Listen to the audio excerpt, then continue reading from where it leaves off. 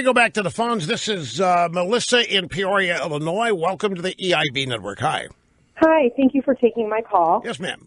A thought that I've had in the past kind of came up again yesterday when you made a comment about the Harvard study and about the millennials living at home and unemployed.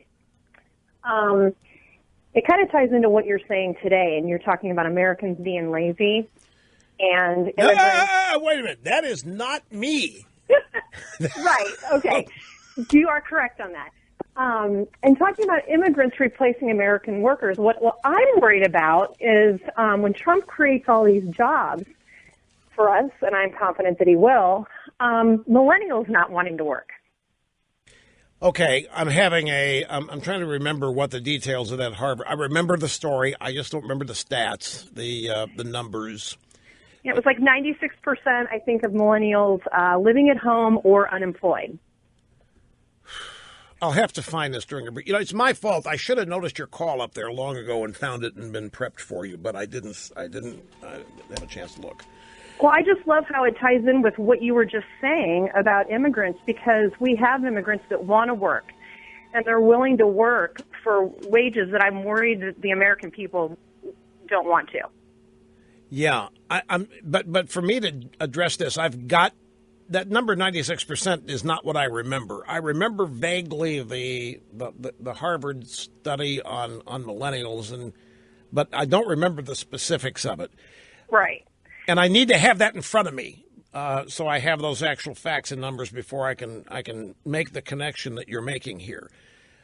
I guess it's not so much necessarily the statistics. It's just more this attitude of entitlement and maybe not wanting to work even when these jobs are created. Yeah, Melissa, here's what it was. It was a study out of Berlin, and it was 92% of protesters live at home. Okay, thank you. 92% of protesters live at home and are unemployed. And I said, I'll bet you the numbers are similar here. It's not millennials. It was protesters. Okay. Now, many of the protesters in America are working. They are paid by donations from people like George Soros. This is an important point to understand. They're not just rising up in organic, indignant rage and anger. They're being paid and organized, a surprisingly large number of them.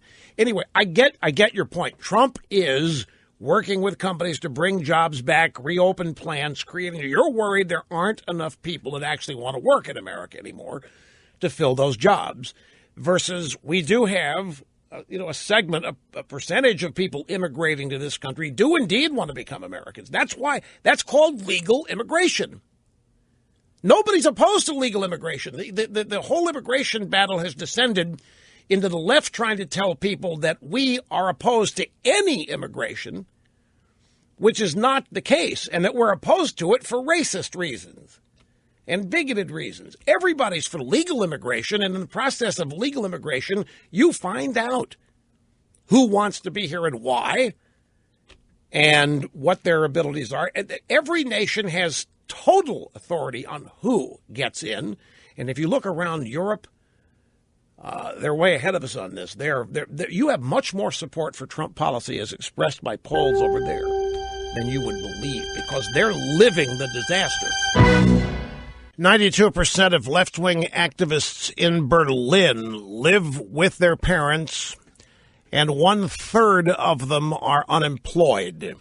And I speculated that it's probably close to that here. We have more. Don't go away.